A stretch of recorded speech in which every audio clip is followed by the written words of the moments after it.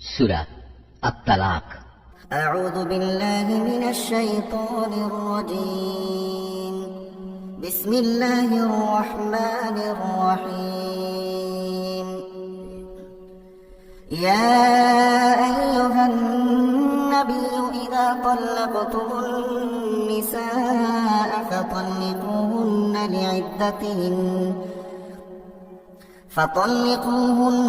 لعدتهن وأحصوا العدة واتقوا الله ربكم لا تخرجوهن من بيوتهن ولا يخرجن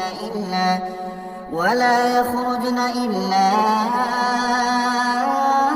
أن يأتين بفاحشة مبينة وتلك حدود الله ومن يتعد حدود الله فقد ظلم نفسه لا تدري لعل الله يحدث بعد ذلك أمرا।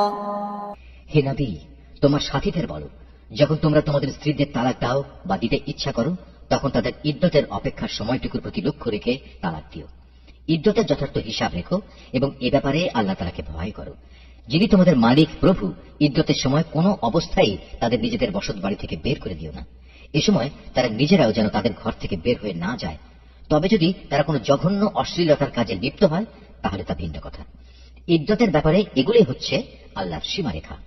যে ব্যক্তি আল্লাহর এই সীমারেখা অতিক্রম করতে চায় সে মূলত এটা করে নিজের উপরে নিজে জুলুম করল।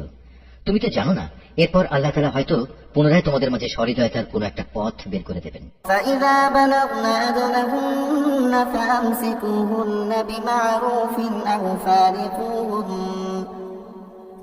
أو فارقوهن بمعروف وأشهدوا ذوي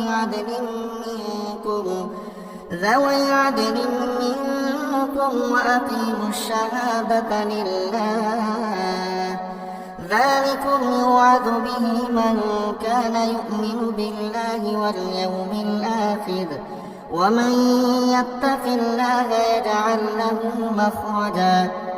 অতঃপর যখন তারা তাদের ইদ্যতের সেই নির্ধারিত সময়ের শেষে উপনীত হয়, তখন তাদের হয় সম্মানজনক পন্থায় বিয়ের বন্ধনে রেখে দেবে, না হয় সম্মানের সাথে তাদের আলাদা করে দেবে। এবং উভয় অবস্থায় তোমাদের মধ্যে থেকে দুজন ন্যায়পরায়ণ লোককে তোমরা সাক্ষী বানিয়ে রাখবে। সাক্ষীদেরও বলো, তোমরা শুধু আল্লাহর জন্যই এ সাক্ষ্য দান করবে। যারা আল্লাহ তাআলা ও শেষ বিচার দিনের উপর ঈমান আনে তাদের সবাইকে এর দ্বারা উপদেশ দেয়া হচ্ছে। যে ব্যক্তি আল্লাহ তাআলাকে ভয় করে চলে, আল্লাহ তাআলা তার জন্য সংকট থেকে বের হয়ে আসার একটা পথ তৈরি করে দেন। ويرزقه من حيث لا يحتسب ومن يتوكل على الله فهو حسبه إن الله بالغ أمره قد جعل الله لكل شيء قدرا। এবং তিনি তাকে এমন রিজিক দান করেন যার উৎস সম্পর্কে তার কোনো ধারণাই নেই। যে ব্যক্তি আল্লাহর উপর ভরসা করে তার জন্য আল্লাহ তাআলাই যথেষ্ট, কেননা আল্লাহ তাআলা তার কাজ পূর্ণ করেই নেন। আল্লাহ তাআলা প্রতিটি জিনিসের জন্যই একটি পরিমাণ ঠিক করে রেখেছেন। واللائي يئسن من المحيض من نسائكم إن ارتبتم فعدتهن ثلاثة أشهر واللائي لم يحضن وأولاة الأحمال أجلهن أن يضعن حملهن ومن يتق الله يجعل له من أمره يسرا। তোমাদের স্ত্রীদের মাঝে যারা ঋতুবতী হওয়ার ব্যাপারে নিরাশ হয়ে গেছে, তাদের ইদ্যতের ব্যাপারে তোমাদের কোনো সন্দেহ থাকলে তোমরা জেনে রেখো, তাদের ইদ্যতের সময় হচ্ছে 3 মাস। এই 3 মাসের বিধান তাদের জন্যও যাদের এখনো ঋতুকাল শুরুই হয়নি। গর্ভবতী নারীর জন্য ইদ্যৎকাল হচ্ছে তার সন্তান প্রসব হওয়া পর্যন্ত। বস্তুত কেউ যদি আল্লাহকেই ভয় করে, আল্লাহ তাআলা বিভিন্ন ধরনের সুবিধা দিয়ে তার জন্য তার প্রত্যেক ব্যাপার সহজ করে দেন। ذلك أمر الله أنزله إليكم ومن يتق الله يكفر عنه سيئاته ويعظم له أجرا। তালাক ও ইদ্যতের ব্যাপারে এ হচ্ছে আল্লাহ তাআলার আদেশ, যা তিনি মেনে চলার জন্য তোমাদের কাছে পাঠিয়েছেন। অতঃপর যে ব্যক্তি আল্লাহকে ভয় করে চলে তিনি তার গুনাহসমূহ তার হিসাব থেকে মুছে দেবেন এবং তিনি তাকে একটা বড় পুরস্কারও দেবেন। أسكنوهن من حيث سكنتم من وجدكم ولا تضاروهن لتضيقوا عليهن وإن كن أولات حمل فأنفقوا عليهن حتى يضعن حملهن فإن أرضعن لكم فآتوهن أجورهن وأتمروا بينكم بمعروف وإن تعاسرتم فسترضع له أخرى ইদ্দতের এ সময়ে তোমরা নিজেদের সামর্থ্য অনুযায়ী তাদের সে ধরনের বাড়িতে থাকতে দিও যে ধরনের বাড়িতে তোমরা নিজেরা থাকো। কোনো অবস্থায় তাদের উপর সংকট সৃষ্টি করার মতলবে তাদের কষ্ট দিও না। আর যদি তারা সন্তান সম্ভবা হয় তাহলে ইদ্দতের নিয়ম অনুযায়ী তারা সন্তান প্রসব না করা পর্যন্ত তাদের খোরপোশ দিতে থাকো। সন্তান জন্মদানের পর যদি তারা তোমাদের সন্তানদের নিজেদের বুকের দুধ খাওয়ায় তাহলে তোমরা তাদের পারিশ্রমিক আদায় করে দেবে এবং এই পারিশ্রমিকের অঙ্ক ও সন্তানের কল্যাণের ব্যাপারটা ভালোভাবে নিজেদের মধ্যে ন্যায়সঙ্গত পন্থায় সমাধান করে নেবে। যদি তোমরা একে অন্যের সাথে জেদ করো তাহলে অন্য কোনো মহিলা এ সন্তানকে দুধ খাওয়াবে। لينفق ذو سعة من سعته ومن قدر عليه رزقه فلينفق مما آتاه الله لا يكلف الله نفسا إلا ما آتاها سيجعل الله بعد عسر يسرا বিত্তশালী ব্যক্তি তার সঙ্গতি অনুযায়ী স্ত্রীদের খোরপোশ দেবে।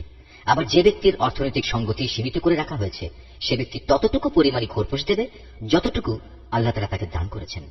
আল্লাহ তাআলা যাকে যে পরিমাণ সামর্থ্য দান করেছেন তার বাইরে কখনো কোনো বোঝা তার উপর তিনি চাপান না। আল্লাহর উপর নির্ভর করলে আল্লাহ তাআলা তাকে অচিরেই অভাব অনটনের পর সচ্ছলতা দান করতে পারেন। وكأين من قرية عتت عن أمر ربها ورسله فحاسبناها حسابا شديدا وعذبناها عذابا نكرا কত জনপদের মানুষেরাই তো নিজেদের মালিক ও তার রাসূলের নির্দেশের বিরুদ্ধে বিদ্রোহ করেছিল। অতঃপর আমি তাদের কাছ থেকে সেজন্য কঠোর হিসাব আদায় করে নিয়েছি এবং আমি ওদের কঠোর শাস্তি দিয়েছি। فذاقت وبال أمرها وكان عاقبة أمرها خسرا এরপর তারা ভালো করে তাদের কৃতকর্মের শাস্তি ভোগ করল। মূলত তাদের পরিণাম ফল ছিল চরম ক্ষতি। أعد الله لهم عذابا شديدا فاتقوا الله يا أولي الألباب الذين آمنوا قد أنزل الله إليكم ذكرا আল্লাহ তাআলা পরকালে তাদের জন্য এক কঠিন আযাব প্রস্তুত করে রেখেছেন। অতএব হে মানুষ, যারা জ্ঞান সম্পন্ন, যারা আল্লাহ তাআলার উপর ঈমান এনেছো, তোমরা আল্লাহকে ভয় করো।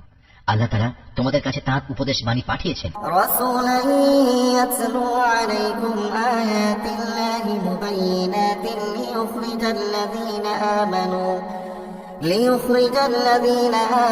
ওয়া আমিলুস সালিহাতি মিনাল যুলুমাতি ইলান নূর ওয়া মান ইউমিন বিল্লাহি ওয়া ইয়া'মাল সালিহান ইউদখিলহু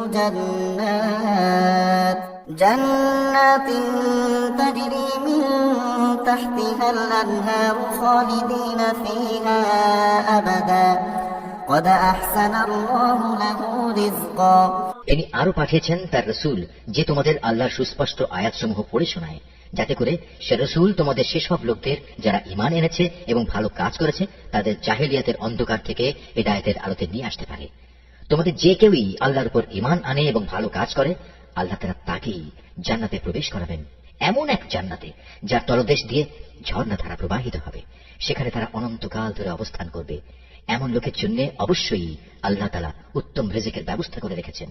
আল্লাহুল্লাযী খালাকা সাবআ সামাওয়াতি ওয়া মিনাল আরদি মিসলাহুন ইয়াতানাজ্জালুল আমরু বাইনাহুন্না লিতা'লামু আন্নাল্লাহা আলা কুল্লি শাইইন قدير وأن الله قد أحاط بكل شيء علما আল্লাহ তাআলা যিনি এ 7 আসমান ও তাদের অনুরূপ সংখ্যক জমিন সৃষ্টি করেছেন, আবার উভয়ের মাঝখানে যা কিছু আছে তাদের জন্য তার নির্দেশ জারি হয়, যাতে করে তোমরা একথা অনুধাবন করতে পারো আকাশ পাতালের সকল কিছুর উপর তিনি একক ক্ষমতাবান, এবং তার জ্ঞান এ সৃষ্টিলোকের প্রতিটি বস্তুই পরিবেষ্টন করে রেখেছে।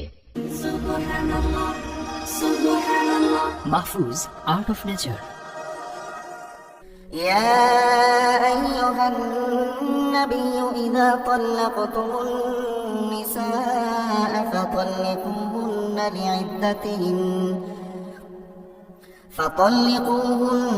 لعدتهن وأحصوا العدة واتقوا الله ربكم لا تخرجوهن من بيوتهن ولا يخرجن إلا أن يأتين بفاحشة مبينة وتلك حدود الله ومن يتعد حدود الله فقد ظلم نفسه لا تدري لعل الله يحدث بعد ذلك أمرا فإذا بلغن أجلهن فأمسكوهن بمعروف أو فارقوهن بمعروف وأشهدوا ذوي عدل منكم وأقيموا الشهادة لله ذلكم يوعظ به من كان يؤمن بالله واليوم الآخر ومن يتق الله يجعل له مخرجا ويرزقه من حيث لا يحتسب ومن يتوكل على الله فهو حسبه إن الله بالغ أمره قد جعل الله لكل شيء قدرا واللائي يئسن من المحيض من نسائكم إن ارتبتم فعدتهن 3 أشهر واللائي لم يحضن وأولاة الأحمال أجلهن أن يضعن حملهن ومن يتق الله يجعل له من أمره يسرا ذلك أمر الله أنزله إليكم ومن يتق الله يكفر عنه سيئاته ويعظم له أجرا أسكنوهن من حيث سكنتم من وجدكم ولا تضاروهن لتضيقوا عليهن وإن كن أولات حمل فأنفقوا عليهن حتى يضعن حملهن فإن أرضعن لكم فآتوهن أجورهن وأتمروا بينكم بمعروف وإن تعاسرتم فسترضع له أخرى لينفق ذو سعة من سعته ومن قدر عليه رزقه فلينفق مما آتاه الله لا يكلف الله نفسا إلا ما آتاها سيجعل الله بعد عسر يسرا وكأين من قرية عتت عن أمر ربها ورسله فحاسبناها حسابا شديدا وعذبناها عذابا نكرا فذاقت وبال أمرها وكان عاقبة أمرها خسرا أعد الله له عذابا شديدا فاتقوا الله يا أولي الألباب الذين آمنوا قد أنزل الله إليكم ذكرا رسولا يتلو عليكم آيات الله مبينات ليخرج الذين آمنوا وعملوا الصالحات من الظلمات إلى النور ومن يؤمن بالله ويعمل صالحا يدخله جنات تجري من تحتها الأنهار خالدين فيها أبدا قد أحسن الله له رزقا الله الذي خلق 7 سماوات ومن الأرض مثلهن يتنزل الأمر بينهن لتعلموا أن الله على كل شيء قدير وأن الله قد أحاط بكل شيء علما